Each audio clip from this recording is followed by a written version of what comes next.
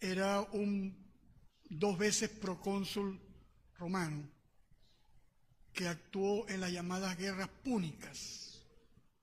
Las guerras púnicas fueron los conflictos que desarrolló Roma contra el estado de Cartago. Hubo 3 guerras púnicas hasta la conquista final de esa ciudad-estado llamado Cartago. Es interesante que Catón el Viejo, un senador romano, en sus grandes discursos hablaba de astronomía, filosofía, política, y todos los discursos de Catón el Viejo decían: hay que conquistar a Cartago.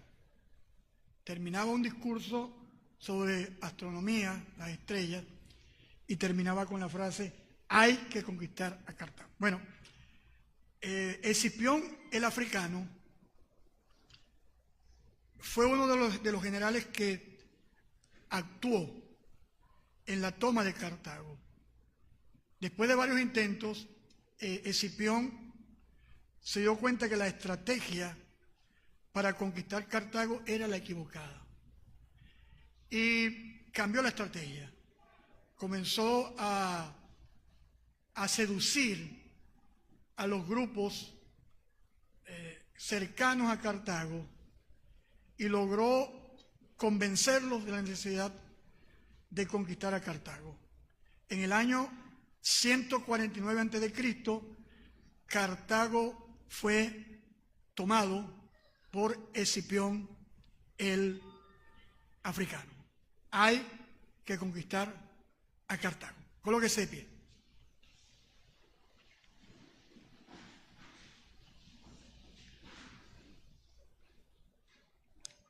Vamos a leer, Primera de Pedro,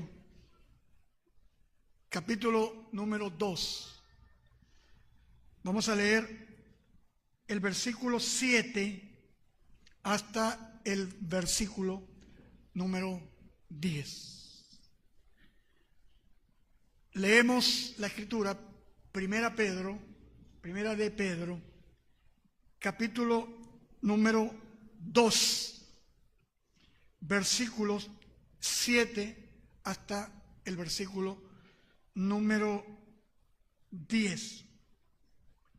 Dice la Escritura: para vosotros, pues los que creéis, Él es precioso, pero para los que no creen, la piedra que los edificadores desecharon ha venido a ser la cabeza del ángulo y piedra de tropiezo y roca que hace caer.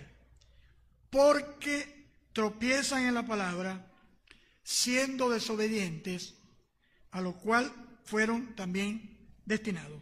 Mas vosotros sois linaje escogido, real sacerdocio, nación santa, pueblo adquirido por Dios, para que anunciéis las virtudes de aquel que os llamó de las tinieblas a su luz admirable.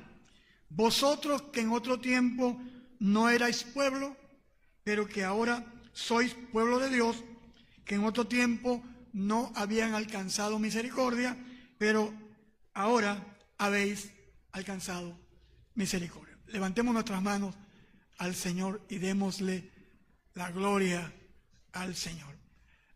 Bendito seas tú, Adonai, Señor, Rey de gloria.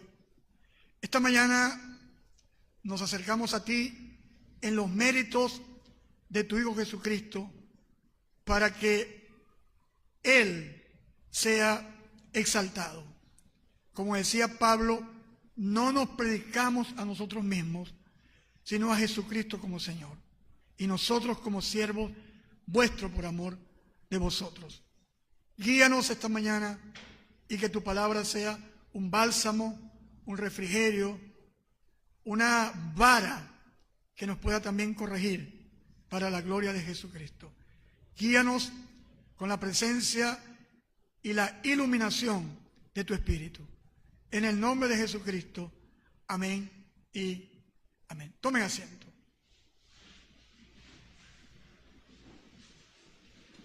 Hay dos elementos esenciales, determinantes para el pueblo de Dios, su permanencia, su perseverancia, su victoria en medio de los tiempos difíciles. El tema central de la carta de Primera de Pedro tiene que ver con la victoria de los creyentes en medio de un mundo de gran dificultad. Ellos estaban siendo perseguidos por Roma, por los judíos, eran los expatriados judíos creyentes que estaban diseminados por toda Asia Menor, un territorio bastante amplio. A ese grupo de creyentes Pedro les escribe dos cartas. La primera carta para hablarles de la victoria en medio de los padecimientos, y la segunda carta es para hablarles de la victoria en medio del error de los falsos maestros y falsos profetas. Cuando Escipión, el africano, conquista en el 149 a.C. el estado-ciudad de Cartago, lo hace no por una guerra simple, no por un golpe de suerte, no por un pensamiento imaginativo o una suerte de emoción temporal. Lo hace porque por más o menos siglo y pico los romanos estaban tratando de conquistar a Cartago. Y era parte de la identidad de los romanos el ser conquistadores. Aparte de su identidad, también había el otro elemento que era el propósito. Los romanos se propusieron conquistar a Cartago. No se me mueva, necesito la siguiente lámina. Por favor, Eduardo allá. Ya se me fue el DJ. Ah, listo. Ok, entonces, Pedro nos habla en los versículos 9 y 10 de dos elementos significativos para mantener la victoria en medio de tiempos difíciles. El primer elemento es identidad, el segundo elemento es propósito. Dale a la segunda lámina, Eduardo. Segunda lámina. Ahí está, ¿verdad? Identidad. Aquí la tengo yo en mi monitor. Identidad. Y regresemos a la segunda lámina. Identidad. Pedro nos ha dicho que el Mesías, Jesucristo, es precioso y es la piedra del ángulo para los creyentes. Pero al mismo tiempo, esa piedra principal es, según el versículo número 8, piedra de tropiezo. Es decir, la misma piedra que le da sentido al edificio, para otros, Jesucristo es piedra de tropiezo. Dice el texto griego, roca de escándalo. Hace escandalizar a la gente.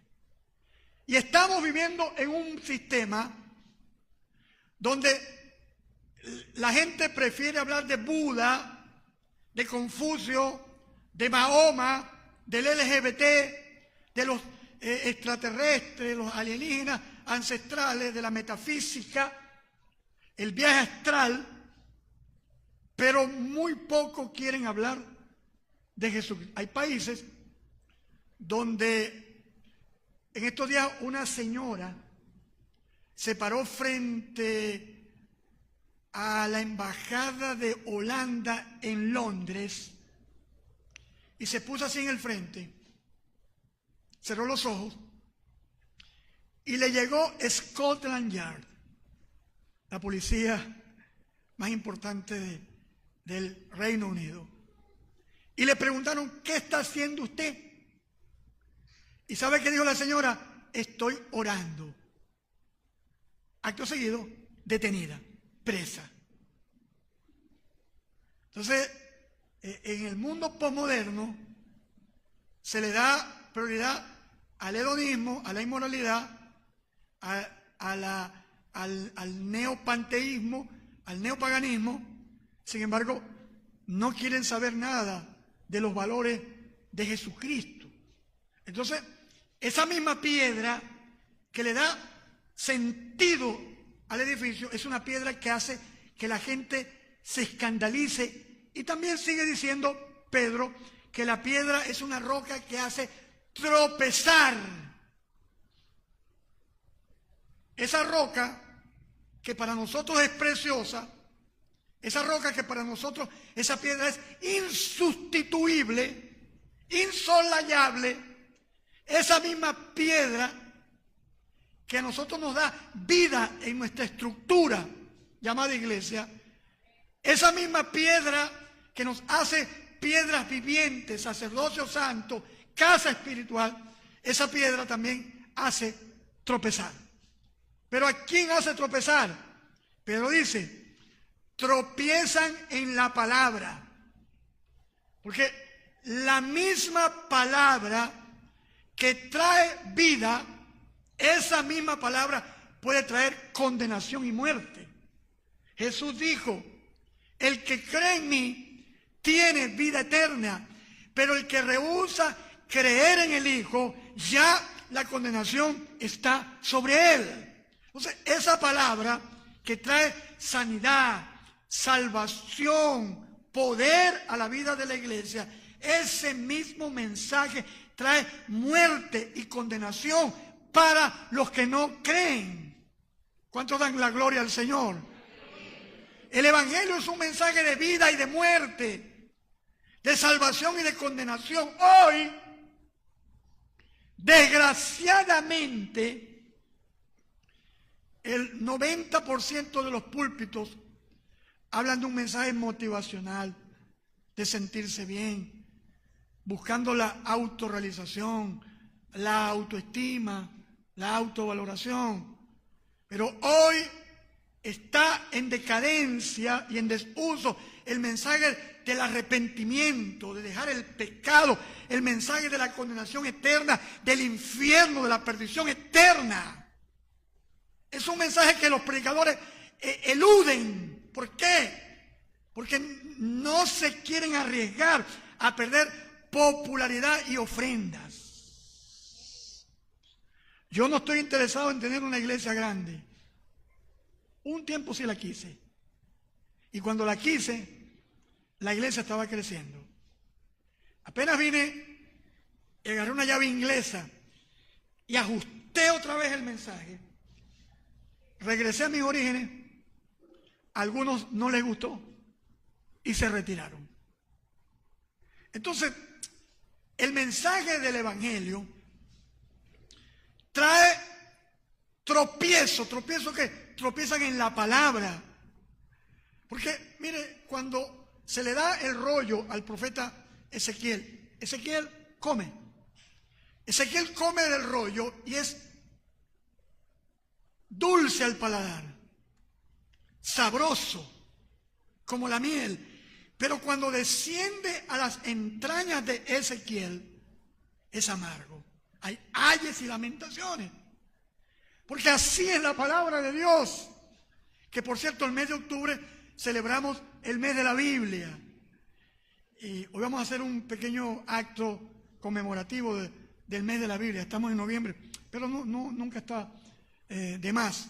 Entonces, la palabra de Dios es agradable al comienzo, pero como decía Randall Whitting, uno de los directores de Apuntes Pastorales, una célebre revista que yo he leído por años, habla de que la palabra es como una mina que se va colocando en un campo. Pero fíjense que hay minas que se colocaron en la Segunda Guerra Mundial y todavía están explotando, lamentablemente. Han cobrado vidas de gente. Porque así es la palabra de Dios. A veces nos entra con suavidad, con dulzura, pero esa palabra tiene la capacidad para detonar, para explotar, para destruir, para derrumbar, para acabar todo lo que estorba el crecimiento y el avance de cada creyente. Dios va a trabajar incansablemente hasta lograr transformar nuestras vidas, hasta que nuestras vidas sean a la imagen de nuestro Señor Jesucristo, quien merece toda la gloria, el honor y la majestad. ¿Cuántos alaban al Señor Todopoderoso? Esa palabra dice que tropiezan en la palabra siendo desobedientes. Hermanos, se habla de católico, evangélico, cristiano, no cristiano, cristiano, pagano, creyente, no creyente, incrédulo, hijo del diablo, hijo de Dios. Yo haría una división de los creyentes en los creyentes obedientes y los desobedientes. Yo haría una simple división. Aquellos que obedecemos la palabra de Dios, hemos asumido el compromiso de vivirla, practicarla por encima de todo. Cuando a ti te dicen, cobraste y usted debe, dice, bueno, no me ha pagado todavía el alcalde. Y le pagaron. Entonces usted sale de se libró de una situación, pero no está obedeciendo. Y Isaías decía, Señor, ¿quién obedeció al Evangelio? Y Romanos capítulo 10 cita al profeta Isaías. ¿Sabe una cosa? El Evangelio es la forma de doctrina a la cual nosotros seguimos. El Evangelio es los valores del reino de Dios en medio de este mundo decadente que el cristiano practica y vive. Yo no puedo ser un cristiano sin ser obediente. La obediencia a Dios y a su palabra debe ser la marca distintiva de aquel que camina o dice caminar con el Señor. La obediencia no se negocia. La obediencia es un valor supremo en el creyente. Entonces dice aquí el apóstol Pedro que los que tropiezan en la palabra siendo desobedientes. Y dice Pedro, a lo cual también fueron destinados. Al igual que Pablo y Pedro y la Biblia cree en la predestinación. La Biblia habla de la elección. Y dice aquí que estos señores desobedientes fueron también destinados a esto. Es un tema muy complejo. Lo que quiero decir en esta mañana que estos desobedientes, lo dice el texto de Pedro, fueron destinados a esto. Para tal fines yo recomendaría el libro Doctrina de la Gracia por Francisco Lacueva José Grau, de Curso de Formación Teológica Evangélica. Habla muy claramente sobre la elección, la predestinación y la salvación por la gracia. Un tema que no quiero esta mañana. Ahora, este pueblo que se contrapone a los desobedientes, hay un grupo de desobedientes. Tropezaron en la palabra, fueron desmenuzados por la piedra. Esa piedra fue de tropiezo y roca que hace caer. Pero aquí hay un pero. En griego es ala. Se escribe alfa, lambda, lambda, alfa. ¿Qué quiere decir? Pero. Que por cierto, mis queridos hermanos, a veces utilizamos la doble conjunción adversativa. Decimos, más sin embargo, eso no existe. O es más, o es sí. Entonces escucha a la gente, más sin embargo. Eso no existe. Usted lo podrá decir, pero no se dice. Usted utilice el más o el sin embargo. Los dos cumplen la misma función sintáctica de ser una conjunción adversativa. La conjunción adversativa en español contrapone una idea a la anterior. Es decir, en el versículo 9 tenemos la antítesis del versículo número 8. Los que rechazan a la piedra tropiezan. Los que rechazan a la piedra son desobedientes. Los que rechazan a la roca son destinados a ser desobedientes. Más vosotros, pero vosotros, sin embargo, vosotros, no obstante, vosotros. Podemos utilizar todas esas conjunciones adversativas. Entonces, Pedro dice, hermanos, nosotros somos diferentes. Lo primero que tenemos la lámina de la huella digital, ¿verdad? Ok. Lo primero que el creyente debe estar seguro, convencido, es de su identidad. Hasta 1890, principio del siglo XIX, las investigaciones forenses no tomaban en cuenta la huella dactilar. Increíblemente, un científico bonaerense de Buenos Aires, Argentina, fue el que promovió el uso de la huella dactilar para la identificación. Hasta anteriormente, antes de esa fecha, en 1900, 1920, por ahí, en ese periplo de cosas, de tiempo, la huella dactilar no se utilizaba. Hoy es muy común los sistemas biométricos, de biopago, de no sé qué cosa. Yo boté mi tarjeta de débito y no la he necesitado. Llego a los lugares que tienen biopago y sin mi tarjeta precisamente. Y de hecho, los modernos sistemas de identificación están trabajando para la eliminación del plástico. Para que sencillamente a través de la huella, como ya se está dando, a partir del QR del teléfono, estaba viendo un vídeo ayer de Dinamarca,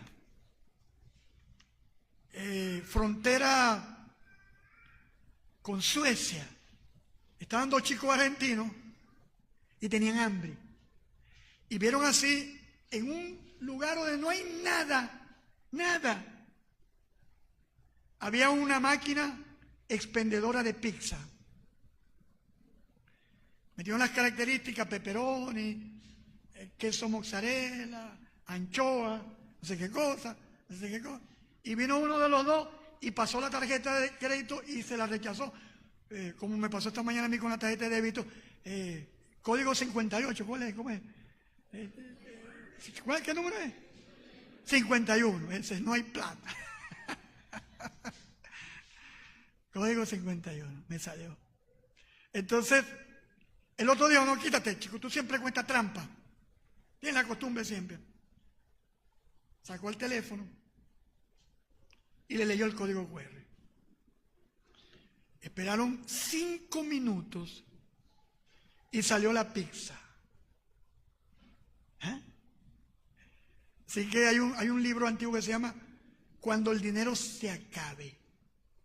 Es un libro distópico que habla de un mundo donde no habrá dinero en efectivo. Y ya eso no está muy lejos. Usted dirá, no, eso es distópico, eso no existe.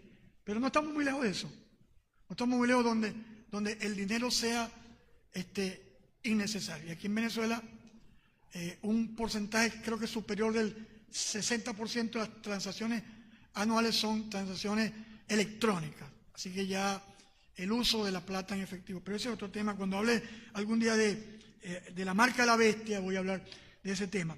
Entonces, Pedro habla de identidad. Identidad tiene que ver con lo que yo soy, con los elementos que me caracterizan a mí. Yo tengo un nombre. Cuando me anotaron en la maternidad, Castillo Plaza me colocaron Marco Antonio Fonseca. Y ese nombre a mí me gusta.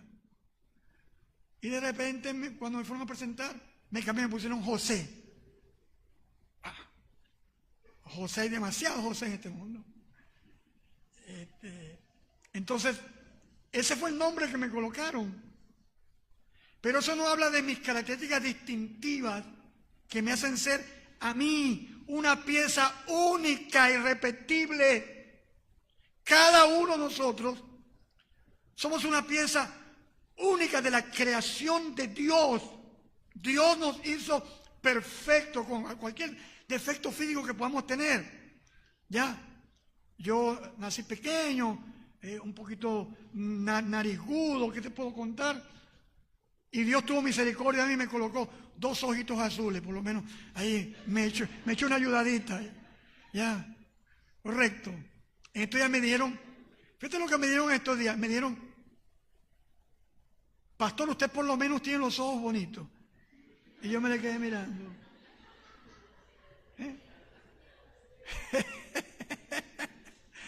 Y me eché a reír.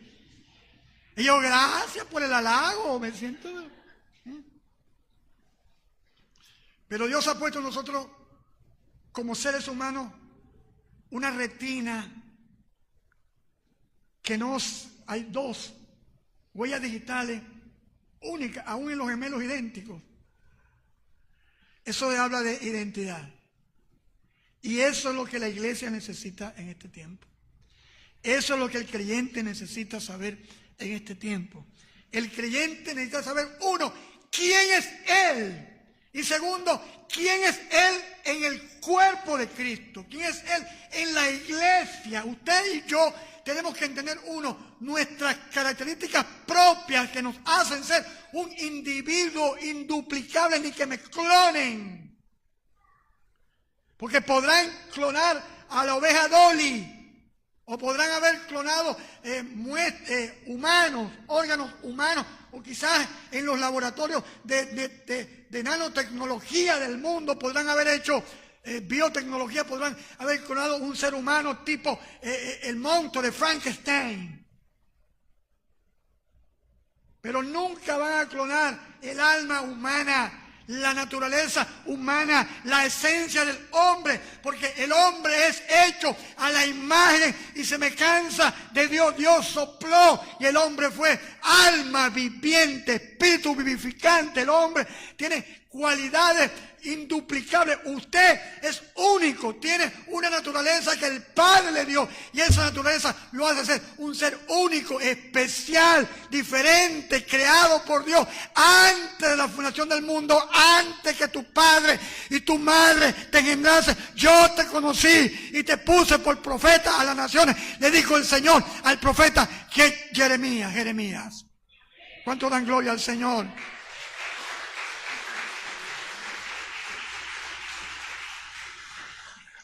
Tú no eres el resultado de una noche de amor, donde se le olvidó a alguno de los dos el preservativo.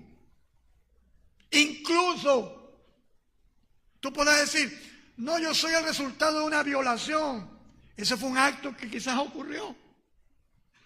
Pero tú no eres el resultado de un error.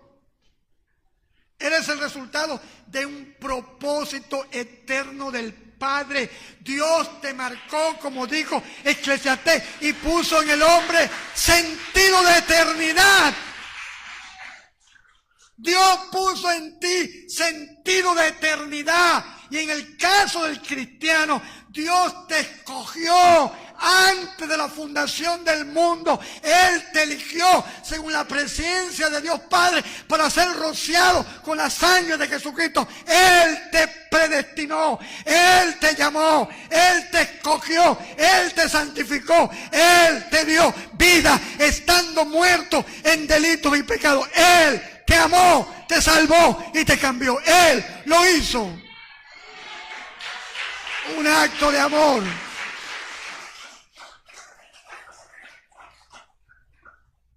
Pedro le dice a los creyentes, más vosotros, el creyente debe entender, 1, que es diferente. Dice el apóstol Pedro en su segunda carta que habiendo huido de la contaminación del mundo, Él nos hizo participantes de la naturaleza divina. En medio de nuestra naturaleza humana, tenemos una naturaleza divina que el Padre colocó en nosotros. Él colocó su Espíritu Santo, una vida nueva. Nos hizo nueva criatura, de modo que si alguno está en Cristo, es nueva creación. En el texto griego, las cosas viejas pasaron y aquí todas son hechas nuevas. Una de mis grandes preocupaciones en estos 30 y pico años de vida cristiana, a ver, desde el 91 he sido pastor oficial, es ver a los creyentes divagar, enfrentar las sombras del pasado, anclarse a los errores que otros cometieron, sobre todo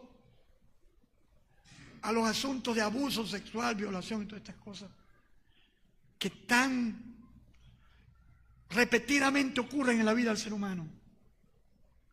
Ayer me estaba llamando un amigo y me dijo que cuando tenía 5 años un primo adolescente fue para su casa y se desnudó delante de ellos. Él tendría como 5 años, una hermanita como de 2. Él vino y abrazó a su hermanita y comenzó a dar gritos. Cuando llegó la mamá se lo contó. La mamá se convirtió en una leona y fue a estrangular al sobrino. Él tuvo esa bendición, pero no es la bendición que tienen muchos. Correcto. Sin embargo, cuando el creyente experimenta esa novedad, esa vida nueva, esa transformación, créame que es y debería ser un cambio radical. Pero ¿por qué no ocurre esto en los creyentes? Que pueden saber la Biblia, porque usted puede saber la Biblia de memoria, puede saber, el diablo se sabe la Biblia de memoria, correcto, el de los 2 cachitos, aunque no creo que tenga. Sin embargo, el conocer la Biblia de memoria no garantiza que la Biblia haga el efecto. Dice Jacobo Santiago, desechando toda malicia y toda inmundicia y abundancia de malicia, recibid con mansedumbre la palabra implantada. Mire, el 30% de este auditorio está viajando con Martín Polar. El 15% usted está diciendo, ay, que siempre el mismo mensaje. El otro está diciendo, el pastor, ¿qué va a saber ese tipo? Fastidioso todos los domingos. Solamente un 70% de ustedes está tomando cada palabra y haciéndola suya. Porque esa palabra, dice Santiago, Jacobo, desechando toda inmundicia y abundancia de malicia, recibid con mansedumbre la palabra implantada, la cual puede salvar vuestras almas. Solamente aquel que con humildad y mansedumbre dice, sí Señor, esto es conmigo, yo lo necesito. Y dice Santiago, Jacobo, el que se mira atentamente en la perfecta ley de la libertad, hablando de la metáfora de un espejo, no siendo oidor olvidadizo, sino hacedor de la palabra, este será bienaventurado en todo. ¿Cuántos dan gloria al Señor? Ahí está el problema de los cristianos. Porque, por ejemplo, yo no tuve papá, todo lo demás, me crié en el ambiente en el cual yo me crié. Yo podía ser ahorita homosexual, lesbiano, como dicen ahora, lo que usted quiera. No tuve la figura paterna fuerte. ¿Y sabe por qué soy yo lo que soy? Primero, por dos mujeres que me criaron. Fíjese que interesante que esas mujeres, usted las escuchaba decir 700 vulgaridades en la casa. Pero yo no las decía, porque si las decía me reventaban. ¿Ah?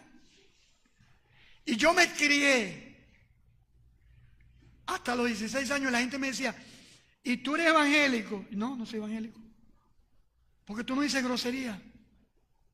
Muchacho de la calle, del barrio. Entonces hubo un momento que yo dije, yo debería ponerme a decir grosería. Y empecé a repetir así obligado las vulgaridades de la gente. Y después pues, me fui para el otro extremo. Eso sí, cuando mi mamá o mi tía me ven en mi casa, eso me quemaba en la lengua con una cucharilla. Entonces, ¿qué te quiero decir? Yo no puedo seguir anclado a lo que me hicieron, a lo que fui, al que tuve, al que no tuve, de cómo me criaron, que cómo me levantaron, que me quisieron o no me quisieron, que tuve un padre amoroso, que no sé qué cosa. Todo lo demás, usted no puede seguir viviendo con esa historia fatal de vida. Usted debe entender que usted tiene una nueva condición, una nueva naturaleza, una nueva identidad. Jesucristo te hizo una nueva persona. ¡Vamos!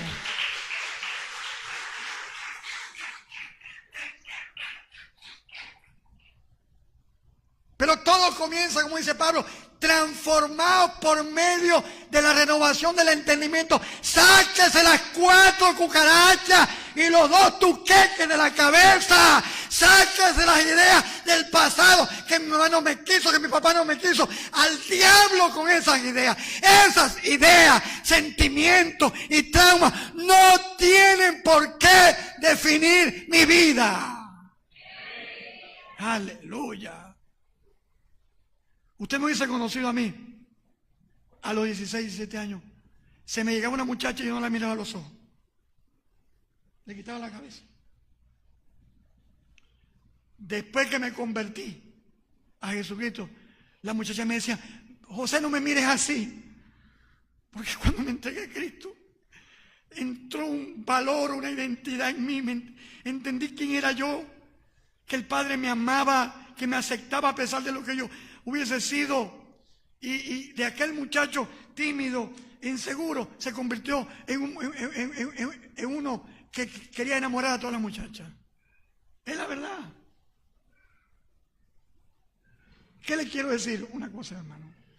Usted puede elegir entre lo que la gente ha dicho de usted, entre las situaciones que usted vivió, incluso entre las ideas que usted puede tener de usted mismo.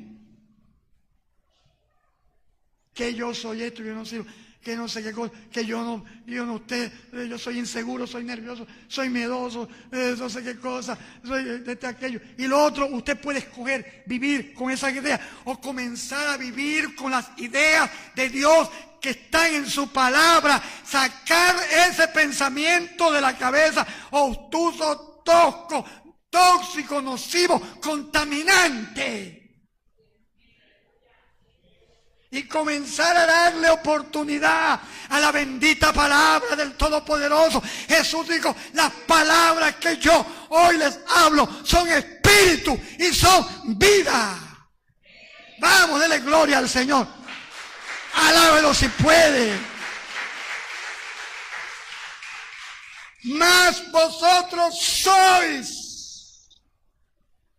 Y Pedro hace una descripción de figuras del Antiguo Testamento. No tengo tiempo para detallar una por una. Ahora, observe algo. nosotros estamos muy acostumbrados al yo soy, el tú eres. Y eso es verdad. Yo estoy hablando de identidad personal. Pero no es el hincapié de la Biblia. La Biblia habla mejor en función de imágenes colectivas, corporativas. Por eso dice Pedro, más ustedes son. Está hablando de la iglesia. El creyente fue transformado por Dios y pertenece a una colectividad, a un organismo, a una estructura conocida como iglesia. La comunidad de discípulos nacidos de nuevo, donde Jesucristo es reconocido como Salvador y Señor de la vida. Somos discípulos del Maestro, seguidores fieles de sus enseñanzas. Entonces, tenemos que aprender a lo individual. Ayer estaba escuchando un español, un nombre muy complejo, un nombre vasco. Y él decía que el culto al ego y a la personalidad es la principal desgracia del ser humano. Y no es cristiano. Él dice que yo tengo que entrar en una supraestructura. Hablaba así. Yo debo sentirme parte de un todo mayor que se llama la iglesia. Usted debe considerarse como alguien, miembro, utilizando la metáfora del cuerpo, como una piedra, utilizando la estructura del edificio. Es una estructura viviente que está creciendo y está generando vida en cada miembro. Usted es parte necesaria de una estructura que se llama la piedra viviente, la casa de Dios. Y Pedro va a utilizar figuras del Antiguo Testamento. Pedro dice, vosotros sois linaje escogido, refiriéndose en primer lugar a Israel como raza escogida. Utiliza el término griego genos, quiere decir, tiene que ver con generación, con familia. Somos parte de una generación que Dios escogió. Somos los privilegiados. Por ejemplo, estamos en el 2024, hay casi 8.000 millones de personas en el mundo. ¿Cuántos habitantes hay en San Francisco? 400, 500 mil, no sé cuántos. Y mire cuántos somos acá. No somos muchos. Somos pocos. Jesús dijo, no temáis, manada pequeña. A vuestro Padre les ha concedido daros el reino. Somos un grupo pequeño. No somos mayoría. El país que más creyentes tiene es Guatemala, que está cerca del 40%. Luego viene Honduras, El Salvador, casi todos son Nicaragua. El único país suramericano que llega al 32% cristiano es Brasil. El resto, porcentaje muy bajo. ¿Pero qué significa esto? Que aunque no somos la mayoría, míreme acá, usted en la universidad no será mayoría. En el trabajo quizás no sea mayoría. En los debates a lo mejor va a tener 150 en contra. Y usted será una voz que clama en el desierto. Eso se llama falacia de apelación a la multitud. De pensar que porque la multitud dice algo es verdad. Eso se llama falacia ad populum. Apelación a la multitud. No. Somos sencillamente una raza escogida. Somos una generación escogida Pedro lo llama linaje, porque está hablando en función a las 12 tribus de Israel. Entonces, la iglesia, la comunidad judío-cristiana, es un grupo de personas, no mayoritario, pero es un grupo que Dios ha escogido. Soy parte del grupo selecto que Dios escogió. Debo sentirme agradecido de eso, de que el Señor, a pesar de mi condición, Él me amó y me dio vida, estando muerto en delitos y pecados. ¿Cuánto le dan gloria al Señor? Aplauda al Señor. Dice Pedro, pueblo escogido, pueblo, dice, real linaje escogido, real sacerdocio. Aquí mezcla dos palabras, la realeza y el sacerdocio. Por eso dice Revelaciones, nos hizo reyes y sacerdotes. Yo he escuchado creyentes, predicadores decir, a ti te hizo rey, a mí me hizo sacerdote. Yo, ¿what? Sí, porque a ti te puso a gobernar, a mí me puso a pastorear. Y yo, ¿what? Pedro no dice que a unos hizo real y a otros sacerdote. No lo dice, es un disparate el que predica esta cosa. Pedro dijo, vosotros sois real sacerdocio, sí, la comunidad de discípulos, el grupo de creyentes, las piedras vivientes de la estructura son un sacerdocio real, una combinación entre aquel que presenta el sacrificio y aquel que establece el gobierno. Eso es lo que Pedro quiere decirnos. Pedro sigue diciendo, y ya debo cerrar este mensaje, que somos nación santa. Somos un pueblo apartado por Dios. En el Antiguo Testamento se decía de Israel, ustedes son la niña de los ojos, son una nación santa, no fueron escogidos por ser los mejores, sino por ser los más insignificantes. Y Pablo repite esta expresión del Antiguo Testamento al decir que a lo vil y menospreciado escogió Dios para avergonzar a los sabios. Somos, en medio de las naciones de la tierra, somos un pueblo. Y Pedro le coloca un adjetivo. El adjetivo es santo. Es la palabra hebrea, y disculpe el uso, es la palabra kadosh, apartado, santo. Y el término griego, y disculpe el uso, es agio, que quiere decir apartado, seleccionado para. En medio de los pueblos del mundo, el Señor tiene una nación apartada para Él, una nación que debe vivir diferente. Como dice Hendrik Berkov, célebre teólogo reformado, con el cual no estoy de acuerdo con alguna postura de Hendrik Berkov, pero Hendrik Berkov decía, cuando perdemos el ser iglesia por el hacer iglesia, entonces perdemos nuestra identidad. Una de mis preocupaciones es que la iglesia es básicamente lo que hace, una actividad, un comedor, somos lo que hacemos. Y no está mal la acción.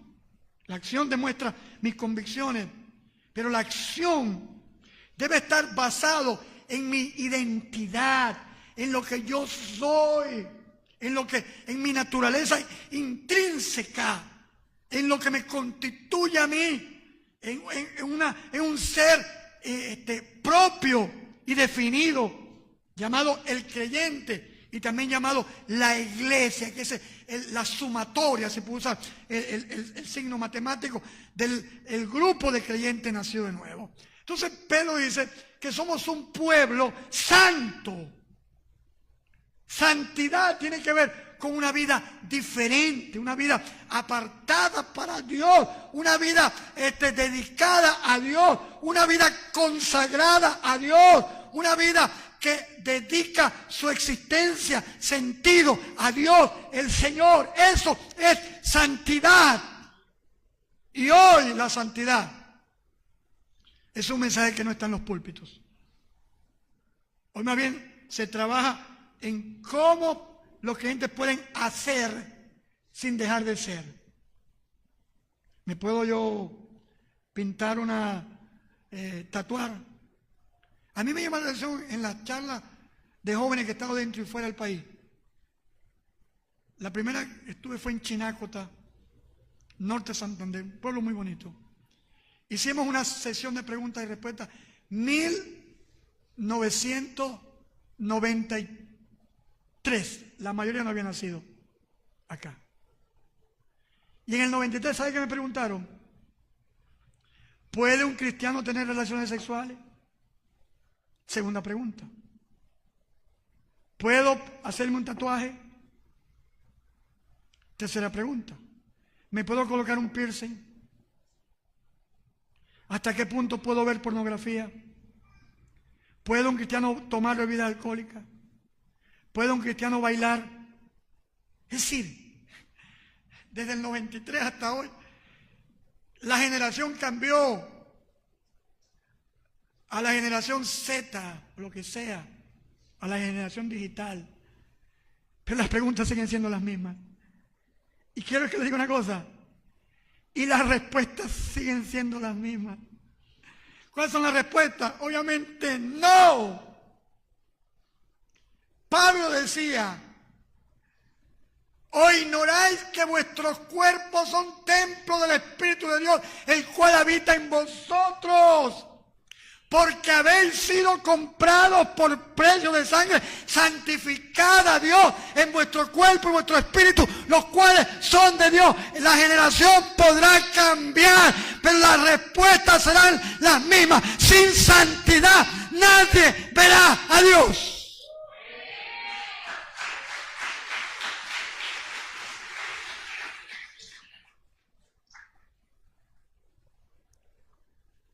Somos real sacerdocio, nación santa, dice el texto, pueblo adquirido por Dios.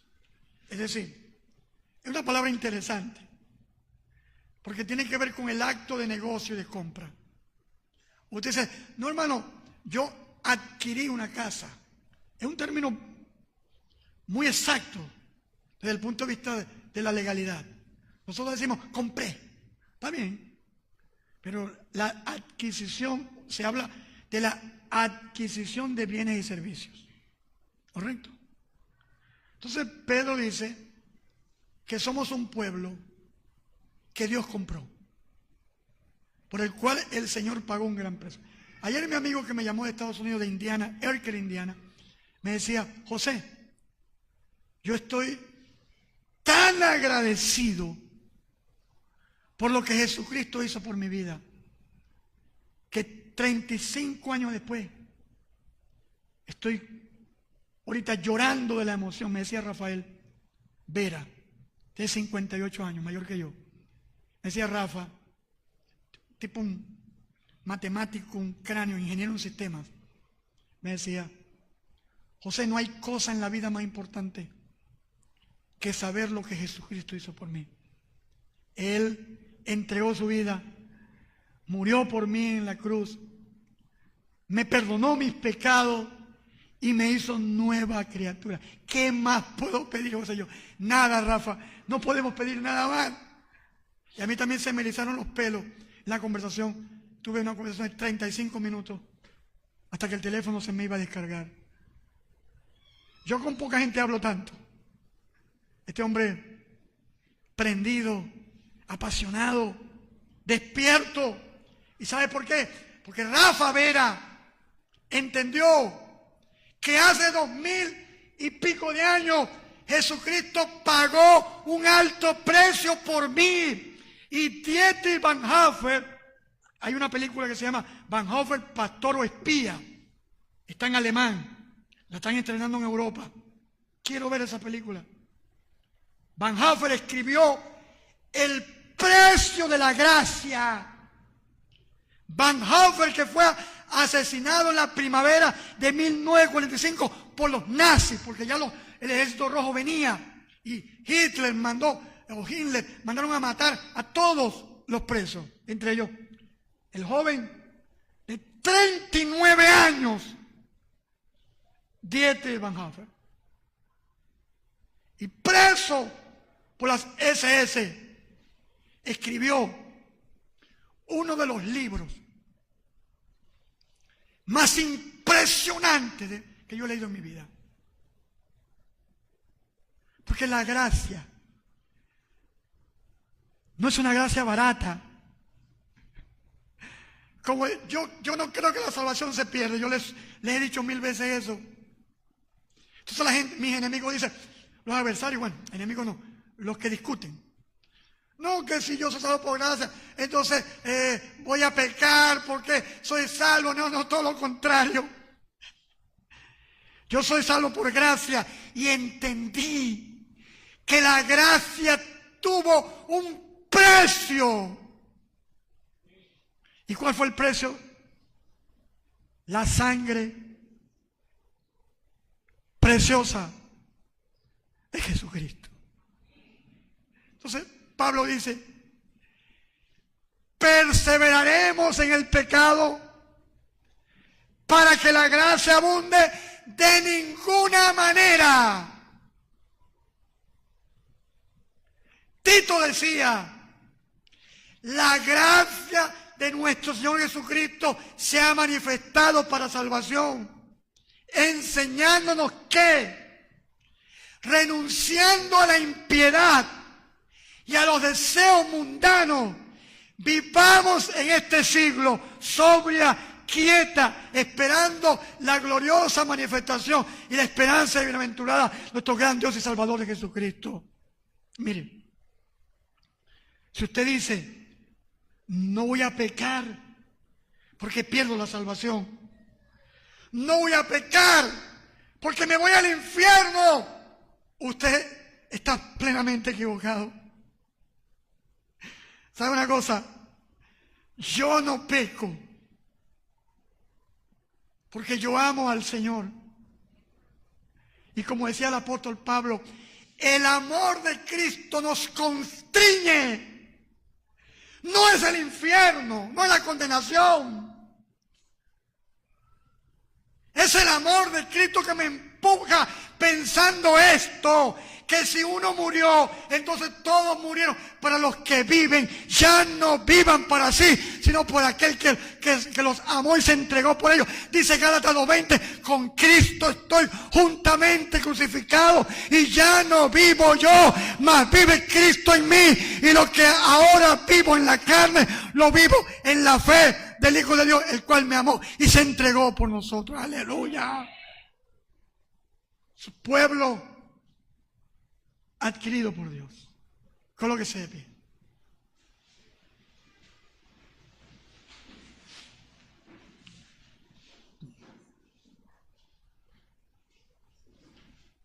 Mis amados, necesitamos identidad y propósito. Hoy solamente hablé de identidad.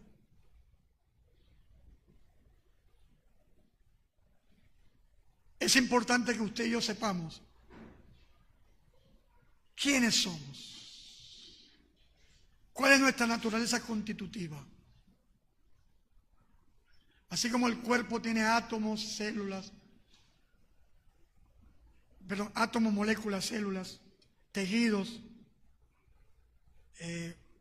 órganos, sistemas. Todo eso, un cuerpo.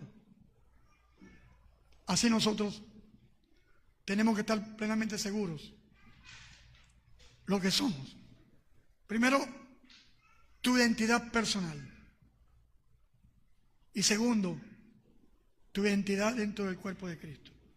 Y Pedro nos da las metáforas más hermosas del Antiguo Testamento.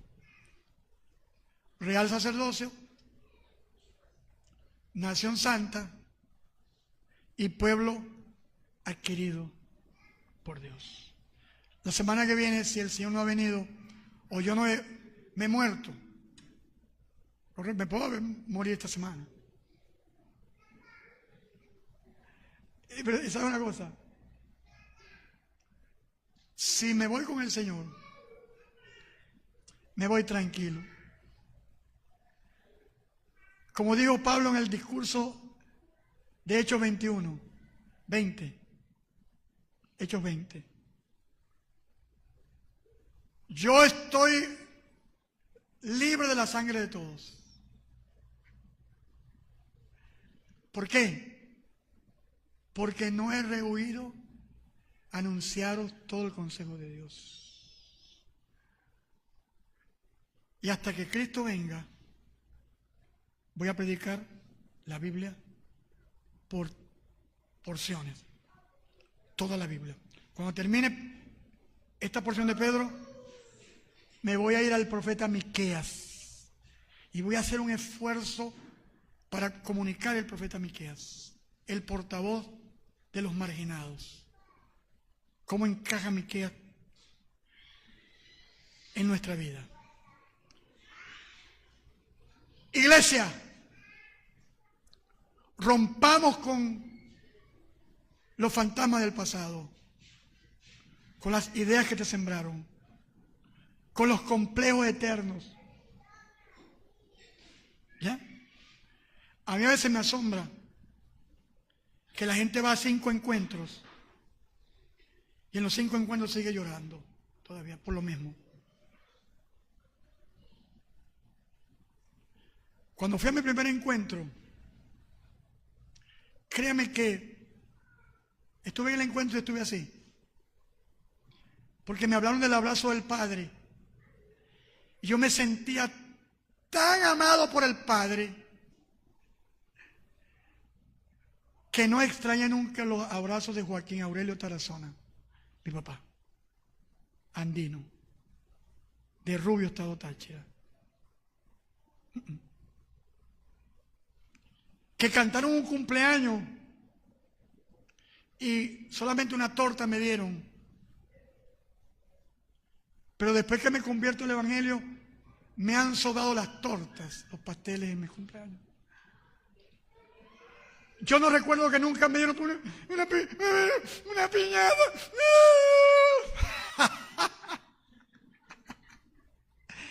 Yo me río de los insecticidas como la propaganda.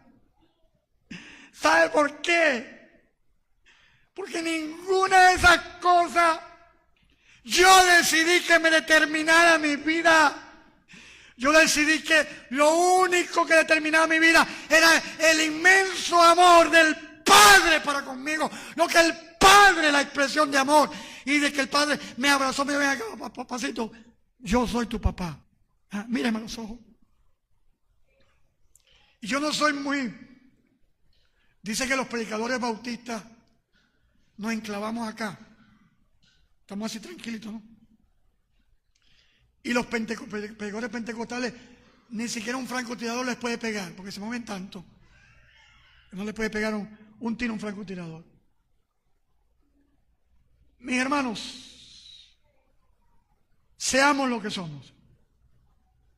Tenemos una identidad. Vivamos eso. Solo lo que el Padre ha dicho, voy a hacer algo, nos va a determinar nuestra vida. Levante sus manos y déle la gloria al Señor. Mas vosotros sois linaje escogido, real sacerdocio, nación santa, pueblo adquirido por Dios. Tenemos una identidad nueva, profunda y diferente. No somos cualquier pelele, cualquier subgrupo, ciudadanos de tercera categoría. Somos el pueblo adquirido por Dios. Somos nación santa apartada para Dios. Somos real sacerdocio, con categoría, con distinción. Somos un linaje escogido, una raza seleccionada, especial. Podemos ser blancos, de raza indígena, caucásico, asiático, lo que usted quiera. Eso no nos va a determinar. Nos va a determinar el propósito de Dios al escogernos como su nación. Señor, te damos gracias. Levante sus manos. Dale la gloria al Señor que vive para siempre. Rompe con esos fantasmas, con esos espectros, y disfruta de la vida nueva en Cristo Jesús. La libertad, la seguridad que el Padre ha puesto en ti, para que seas lo que realmente eres. Eres lo que el Padre ha dicho que tú eres. Somos lo que el Padre ha dicho que somos. Vosotros sois. Somos un pueblo diferente, marcado, especial. El pueblo adquirido o comprado por precio de sangre. Le costamos a Dios la sangre preciosa. Fuimos rescatados, nuestra vana manera de vivir, no con oro, ni plata, ni piedras preciosas, sino con la preciosa sangre de Jesucristo, como un cordero destinado antes de la fundación del mundo, pero manifestado en estos tiempos. Él nos amó y nos dio vida, nos salvó. Disfrutemos de esa vida. Disfrutemos de esa vida. Aleluya. Gracias, Padre, de tu presencia, tu gloria y tu poder sean manifiestos en nosotros.